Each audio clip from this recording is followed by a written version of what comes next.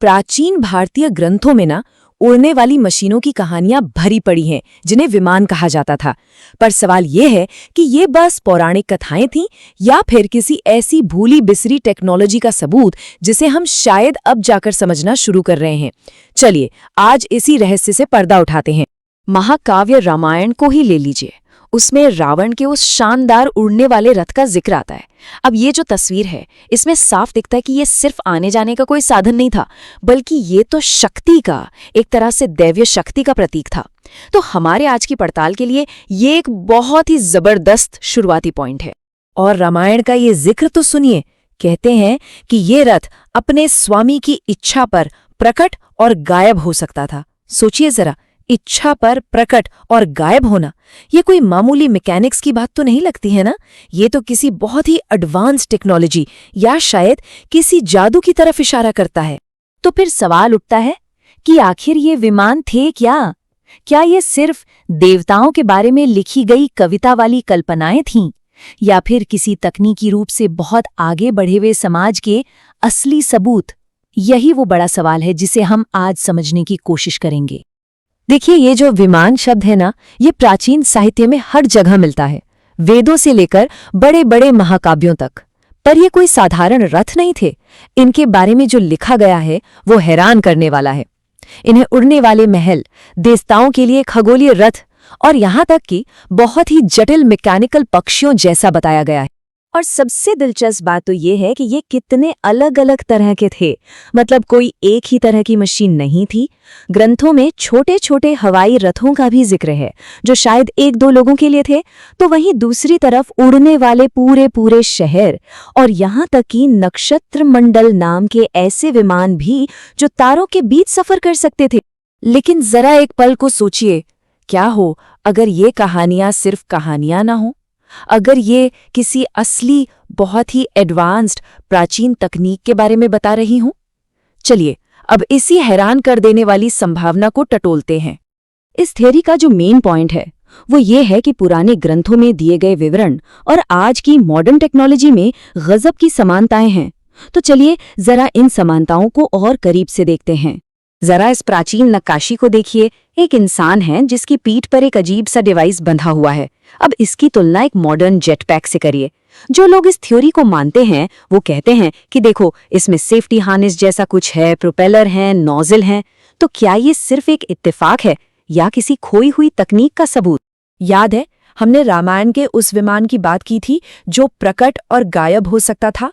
अच्छा, अब जरा आज की स्टेल्थ टेक्नोलॉजी को देखिए।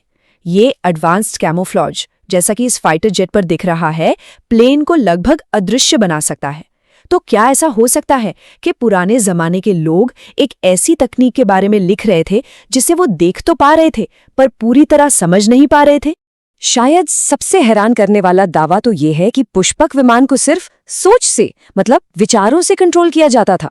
सुनने में ये बिल्कुल किसी साइंस फिक्शन फिल्म जैसा लगता है ना? लेकिन आज की दुनिया में देखिए, मॉडर्न एक्सपेरिमेंट्स में पायलट सिर्फ अपनी ब्रेन वेव्स का इस्तेमाल करके ड्रोन और सिम्युलेटर उड़ा चुके हैं। ठीक है, तो महाकाव्यों में ये समानताएं मिलना एक बात है, पर क्या कोई असली टेक्निकल डॉक्यूमेंट, कोई ब्लूप्रिंट भी मौजूद है? चलिए अब अपनी पड़ताल को एक खास किताब की तरफ मोड़ते हैं जिसके बारे में दावा किया जाता है कि उसमें सारे जवाब हैं। वैमानिक शास्त्र। ये बहुत बड़ा सवाल है। क्या ये सारी बातें सिर्फ कविता और कल्पना है या हमारे पास कोई ठोस डिजाइन भी है? और यहीं पर एंट्री होती है वैमानिक शास्त्र की। एक ऐसा ग्रंथ जिसके बारे में कहा जाता है कि ये सीधे एक प्राचीन ऋषि से मिला है, विमान बनाने का एक खोया हुआ मैनुअल। पहली नजर में तो ये बिल्कुल वैसा ही सबूत लगता है जिसकी तलाश में सब थे, एक असली प्राचीन टेक्निकल किताब। लेकिन कहानी में एक मोड़ आता है जब 1974 में इंडियन इंस्टीट्यूट ऑफ साइंस ने इस किताब की जांच की तो एक चौंकाने वाली बात सामने आई। ये पता चला कि ये किताब कोई प्राचीन ग्रंथ नहीं है, बल्कि इसे 20वीं सदी की शुरुआत में पंडित सुब्बराय शास्त्री नाम के एक रहस्यवादी ने लिखवाया था। उनका कहना था कि ये श्लोक उन्हें दिव्य शक्ति से मिले थे। और जब एरोनॉटिकल इंजीनियर्स ने आखिरकार इन ब्लूप्रिंट्स को स्टडी किया तो उनका जो नतीजा निकला वो इस पूरी थ्योरी के लिए बहुत बड़ा झटका था। उन्होंने पाया कि ये डिजाइन पूरी तरह से अनसाइंटिफिक हैं, ये कभी उड़ ही नहीं सकते। उन्होंने यहाँ तक कहा कि इनकी बनावट भयावह है और इनके उड़ने के सिद्धांत असल में उड़ने में मदद करने के बजाय रुकावट पैदा करेंगे। तो अब हम कहाँ हैं? एक तरफ पुराने ग्रंथों में हैरान करने वाली समानताएं हैं और दूसरी तरफ एक तथाकथित ब्लूप्रिंट जो साइंटिफिक जांच में पूरी तरह फेल हो जाता है। इस कंफ्यूजन को कैसे समझें? चलिए देखते हैं कि इस पूरे विमान वाली बात को समझने के क्या-क्या अलग-अलग नजरिए हो सकते हैं। मोटे तौर पर देखें तो 3 मुख्य विचार सामने आते हैं। पहला, ये कि सच में कोई प्राचीन टेक्नोलॉजी थी, एक खोया हुआ सुनहरा दौर था। दूसरा, कि ये जो वैमानिक शास्त्र है ये एक मॉडर्न किताब है, कोई प्राचीन ज्ञान नहीं। और तीसरा, कि ये कहानियां असल में प्राचीन साइंस फिक्शन हैं, जो इंसान की कल्पना की ताकत को दिखाती।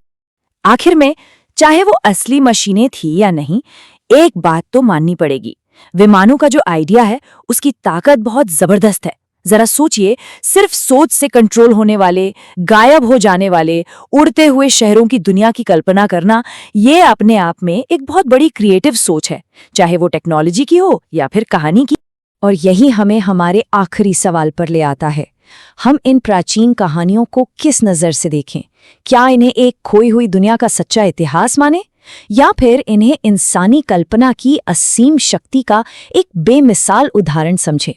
शायद असली जवाब इतिहास और कल्पना के बीच की इसी धुंधली सी रेखा में छिपा है। ये हमें हमारे अतीत और हमारी अपनी क्षमताओं दोनों के बारे में सोचने पर मजबूर करता है।